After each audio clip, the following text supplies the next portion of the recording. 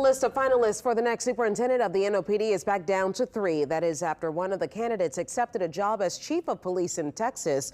Thedrick Andres is heading to the city of Cibolo, population 32,000. The news release announcing the hire doesn't mention the incident in 2014 where Andres reportedly shot and killed a man in self-defense.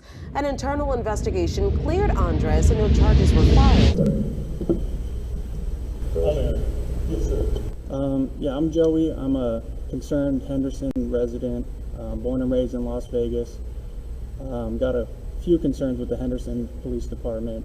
So in Texas, I don't know if anybody here is aware of this, but our new police chief actually killed a man. He was on a party bus, club hopping, drinking and whatnot, going from club to club and off duty, of course, but ended up shooting and killing a man. I think that's... People question in there? Yeah, my question... I'll provide you an opportunity to have a forum, but people came here to ask questions. So yeah. Is there a question in there? Yeah.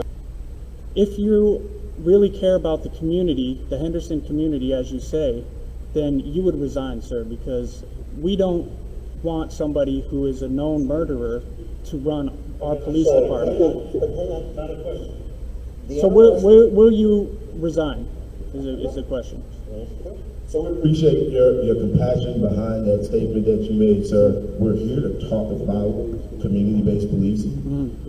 So we won't discuss me being hired. The city of Henderson already hired me. And if you have a question about that, certainly you can take that up with the city management team. So we want to make sure that we meet the needs of the community here in East. So what other questions do we have? This is Amanda, everybody. Welcome to my channel. In today's video, we're going to expose a small-town Texas police chief who actually murdered somebody while he was on a party bus a few years back and was never held accountable for that. You're definitely going to want to stay tuned for this because this is just unbelievable. How does a law enforcement officer with more than 3 decades of experience go from being involved in a drunken fight that led him to shoot somebody to being a highly sought-after police chief in Texas? Prior to his role in Cibolo, Andres held several high-level positions in law enforcement across the country. So here are some of his highlights. He started out his law enforcement career in 1990 in the Louisiana State Prison System at the Angola State Prison. He was there until 1996 when he started working for the New Orleans Police Department. In 2006, he started working for Arlington Police Department, and this is where he started getting allegations of misconduct, which include a road rage incident, where he pulled out his service weapon. While working for Arlington in 2014, he shot and killed a man that he was partying with on a party bus to celebrate a friend's birthday. He claimed self-defense and ultimately was never charged with a crime in this incident. After that, he would become the chief of police in Henderson, Nevada, and yet after that, he would become the chief of police in Cibolo, Texas. On the night that he killed Juan May, there's actually some conflicting accounts of what happened. So I'm going to read what the official report says, and then we're going to actually hear from his sister, Jindia Blount, who was actually there. Now, on or about June 21st, 2014, around 9:30 p.m., Juan May, Thedrick Andres, and other friends all left Pappadeaux's Seafood Kitchen in Duncanville, Texas, to celebrate a birthday. They were being escorted that night with the services of a party bus. The group left the birthday festivities around midnight and proceeded back to Pappadeaux's Seafood Kitchen. Now, on the way back, Patrick May, Juan's cousin, suggested that Andres dance on the stripper pole that was inside of the party bus since Andres has been dancing all night. Officer Andres took offense to Patrick May's offer and asked why Patrick wanted him to dance on the pole, quote, especially since Patrick had a broad with him. Andres then called Patrick suspect and quote, dick in the booty ass nigga. Dick in the booty ass. Dick in the booty ass. N-word, right? The tension on the bus was very high. After the heated exchange, Juan decided to lift the mood, so he started dancing on the pole just to make everybody laugh. Andres was heard talking to his wife, and he told her, "These ends got me fucked up, and they don't know who they're effing with." The bus arrived around 12:30 a.m. Before everyone got off, Edwin asked them to help collect garbage and clean up the bus. Some people stayed on the bus as others exited. Andres was still upset about what happened on the bus, and instead of leaving, he stood across from Juan. Juan had his back turned to Andres as he continued to assist with the cleanup of the bus. Patrick walks to Juan and whispers something in his ear.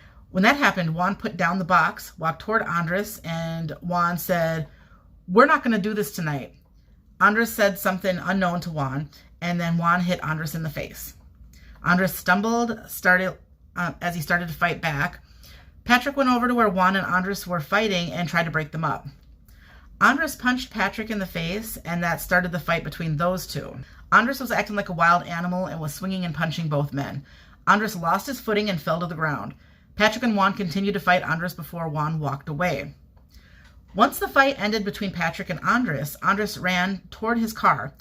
Andres' wife opened the door with the remote control that she was holding. At this point, there was no threat or any more fighting by anyone. A couple of people started yelling that Andres was about to get a gun.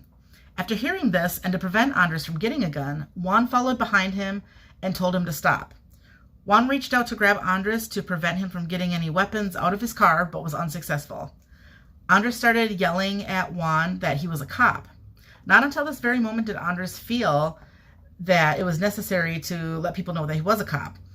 After yelling he was a cop, Andres jumped in his car, bent down to get his gun, came up and yelled he was a cop, and shot Juan in the chest. That was the report from the lawsuit. Now let's hear from his sister.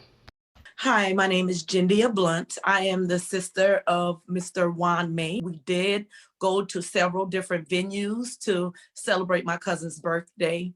Mr. Andres was on the bus, but he was a civilian at that point that no one knew was, nobody knew. I had never met him before. I didn't know he was an officer. Neither did my brother. So on our way back to our rendezvous point, which was Papa Do's Cajun kitchen, seafood kitchen, there was a verbal altercation between Thedrick and my cousin Patrick. And in that verbal altercation, my cousin jokingly said to him, why don't you get on the pole and show us some of your moves? And Thedrick's response, he uttered some homophobic profanities that I care not to repeat on a platform such as this one. And on the ride back, the air just got really thick, and you could hear that Mr. Andres was really upset by the notion of him dancing on the pole on the bus, which was meant as a joke. So to kind of diffuse the situation and lighten the mood, my brother kind of got up and grabbed the pole and started dancing to try to, make people laugh and make the mood a little bit lighter. But when we were on the bus, I was actually seated next to Mrs. Andres, which is Thedrick's wife, and he was seated next to her. And I could hear him telling her, oh, they don't know who they playing with, these N-words, don't know who the F I am, blah, blah, blah. But I didn't think anything of it. And afterwards, I actually dealt with guilt from not picking up on the fact that he was really, really angry.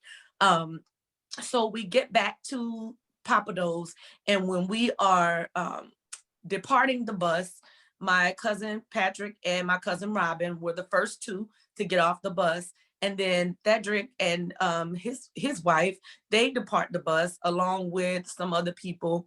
And my brother, they get off the bus, him and his fiance. And I am on the bus. Me and my husband, we're still on the bus, helping to clean the bus so that my cousin Edwin won't get a charge for any debris or trash that's left on the bus. We want him to get his full deposit back. So as I'm stepping off the bus, I see my brother with these 2 buckets of drinks that he had provided. It was like margarita drinks that come in the bucket. And he's got the bucket in his hand and he's looking over his shoulder. And my cousin Patrick is letting him know that Thedrick is approaching. So as he looks over and he sees Thedrick approaching him, he puts down the margarita mixed bottles. Mind you, I'll rewind for a second. When Thedrick called my cousin Patrick the homophobic profanity word on the bus, it made me uncomfortable. I was very uncomfortable, but I just had no idea what was going to take place. I didn't know that it would escalate to something so violent and so tragic for me and my family. So when Juan saw that Thedrick was approaching, he put the margarita bottles down, and I'm stepping off the bus. He had his trunk open because he was about to load it into his trunk. The bus was blocking my brother's car in, so there was nowhere we could go. So Thedrick approaches my brother, and my brother walks up to him. He's like, man, look, we had us a good time tonight. You know, we're not even going to do all of that, whatever. You know, let's just go home, and we had us a good time. And Thedrick said something to my brother, and whatever he said to my brother did hit him, and a fight ensued. Okay, so there was a fight that took place. My cousin Patrick walked over and he pushed the two of them apart. When he pushed the two of them apart, Thedrick then hit my cousin and they began to fight. Okay, but at no point did this man lose consciousness or, you know, or anything like that. When the fight was over, my brother was walking towards his car, which again was blocked by the party bus. Thedrick Andres made a mad dash for his car. His wife yelled out, there's a gun in the car, there's a gun in the car. She unlocked the door with the key fob and he ran towards his car. When my brother heard that there was a gun in the car, he ran after Thedrick because he didn't know there was a gun in the car. But when he heard that, he ran to try to stop him from getting to the car. I'm his baby sister and only sibling. His fiance, his brother-in-law, and about 4 or 5 cousins were in that parking lot. So I was asked during grand jury, why do I think my brother ran towards Mr. Andres? My response was, I can't answer that. I would be speculating. But the grand juror asked, he said, no, I want you to speculate. So my answer was and still is, as a trained combat Marine, he was trained to enclose on the threat and engage the enemy. At that point, when a gun was introduced, that was, in my humble opinion, what he was trying to do. He didn't want a gun to be introduced into a parking lot where all of his family and friends were. Okay, so that is still my testimony. When Juan went to grab Thedrick, he went to grab him and pull him away from the car, and he was able to reach down with his other arm and still reach down into the car and come up, and he shot my brother. Now, from where I was standing, when the shot went off, I couldn't tell right away if the shot just went off or who was shot, because it took a few seconds for my brother's body to collapse and fall backwards. I ran towards him, but as I was trying to run towards my brother, I stopped because after Mr. Andres shot my brother, he had the gun in his hand. He stepped over him and he was looking like he was looking for someone else. So in that moment, I froze. Now my husband and my cousin Patrick were both wearing a white top that night. So I saw my husband come and I saw Mr. Andres peep at my husband, but my cousin Patrick had already left. Okay, so it really made me fearful, but by the same token, I still felt like I needed to get to my brother to try to render aid. My cousin Edwin was talking to Thedrick to try to get the firearm from him. Meanwhile, me and my brother's fiance, we got down on our knees. I tried to stop the bleeding. I tried to do CPR, but there was nothing that I could do to render aid. When the police arrived on the scene, they came from both parking entrances to the parking lot, and they pretty much just walked around and snapped their gloves, but no one got down and tried to help and render aid with me and my brother's fiance. So my attempt to render aid and save his life was unsuccessful. The ambulance came, but Arlington Police Department also showed up on the scene. Now, I was there. I was near my brother. I was not far from where the fight took place. And I also chased him when I saw that he was trying to stop this man from getting this gun. At no point that night did I hear him introduce himself as a police officer. All I heard was his wife say, there's a gun in the car, there's a gun in the car. And I heard a shot go off. I didn't hear anything come out of his mouth that night. And that was and still is my sworn testimony. This has been the single most tragic thing that my family has had to endure, because as a result of my brother's death, you know, we've had subsequent tragedies. Like, for instance, my grandmother willed herself that she did not want to live in a world without her firstborn grandson. She stopped eating, and she did die 90 days after we buried him. You know, my mother is a broken woman, and my father is but a shell of the man that he used to be before he lost his only son and firstborn child. So my brother left behind 2 daughters and a son who's also a Marine, just like his dad was. But, you know, those girls, their dad won't be here to see them walk down the aisle. You know, my nephew, he's got 2 babies on the way. My brother is going to be a grandfather. He will not be here to witness that. So, like, the totality and the way that this has caused the continental divide in my family, I don't think when these cases go before the courts, they talk about just that one aspect of the incident that took place. But I don't think that anyone really takes into account the broad spectrum of how this negatively impacts families. Nothing can bring my brother back. However, I would like to see some type of accountability. You know, I want admission of negligence, of dereliction of duty, of carelessness. The loss of a life has happened, and no one can bring him back to us. But I think the evasiveness, and I think there's no admission of guilt here. I want, you know, someone to hold this individual accountable, because one thing that my mom wanted, she's like, you know, I'm a Christian woman. I have forgiveness in my heart. I just want to know of all the other options that he had, you know, placing him under arrest, you know, leaving, going home. What made him decide to take my son's life? And I just wanted answers to those questions. You know, allow him to answer those questions, accept accountability, an apology, just accountability and acceptance of the fact that alcohol was involved. You were not acting within the scope of the law. I don't care what anyone says. I was there. Okay. And, you know, there are some things surrounding the incident, surrounding the firearm, surrounding your service jacket, that shows that this is not the first time that you've done this. You know, maybe some education on for future officers that are coming up, sensitivity training and education on how to transact in those types of environments where it won't end up with a loss of life.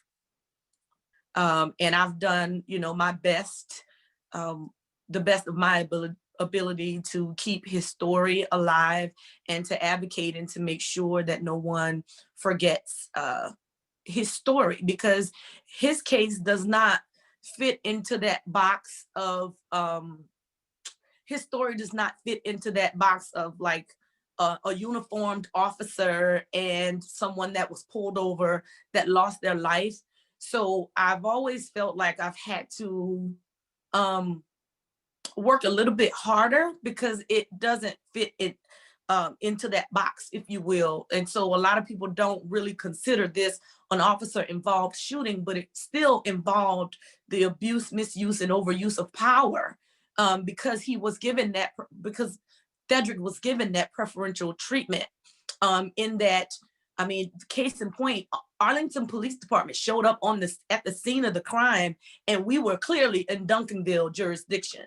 So they had no jurisdiction there, but they showed up and they were asked to go home. I mean, not asked to go home, but they were told to leave. And as far as the arguments in court, so number one, you know, there was the issue of him being an off-duty police officer, of course. He wasn't in uniform. I think some of the people there knew that he was a police officer. I don't think everybody knew. But following the fight, the scuffle that had occurred that night, apparently that's when he announced himself as being a police officer. So at that point, everybody, okay, we know he's a police officer. Now, there is case law that shows that even off-duty police officers can enjoy the benefits of qualified immunity and operating under the color of law as long as they announce themselves. And so once he announced himself as being a police officer, even though he was off duty, then he was able to basically adopt that argument in court, which is what his attorneys were shooting for. They wanted to do that, so to cover him and to also cover the city so that they wouldn't be liable. So once they were able to adopt that and implement that, then we move on to the latter part where he rushes to his vehicle to retrieve a weapon. And so, yeah, in court, we did argue that. We argued, hey, all this training that he's had, as a police officer, using an actual weapon is supposed to be the very last resort. That's not your first resort, especially in situations where no weapons have been exhibited. Nobody's shown to have any guns or knives or anything like that, which during the course of this, the fight that had preceded this, nobody had any weapons. And so in that situation, and we made that argument to the court, what is the point? Number one, the fight that had taken place was over. And number two, how is there any avenue for them to be able to argue that he was justified in retrieving a weapon in a situation that didn't call for a weapon? And basically, I sat in front of the court. We were there for about 3.5, 4 hours that day arguing. And, the other side, they kept saying, well, when he went to his vehicle, he was going because he felt, he was in danger. He was threatened. He didn't know that the fight was over. And that's basically how they always argue. And in all these other cases that we've seen, these police officers are always saying how threatened they feel and how under so much duress they're under. And so they needed to do what they did. In Malley versus Briggs, it's interesting because the court in that case said qualified immunity is designed to protect from civil liability all but the plainly incompetent or those who knowingly violate the law. They further went to say that if public officials or officers of reasonable competence could disagree on whether the conduct is legal, immunity should still be recognized. So that's saying even if you're a reasonable person in that situation and you're disagreeing with other people in your field, then they're still saying that a qualified immunity should still be in effect. And so it makes no sense that they're using this made up law to hide behind and to advance the terrible actions of these police officers. And so, yeah, we made those arguments. We got pushed back from the other side, and the court just flat out allowed them to get away with it.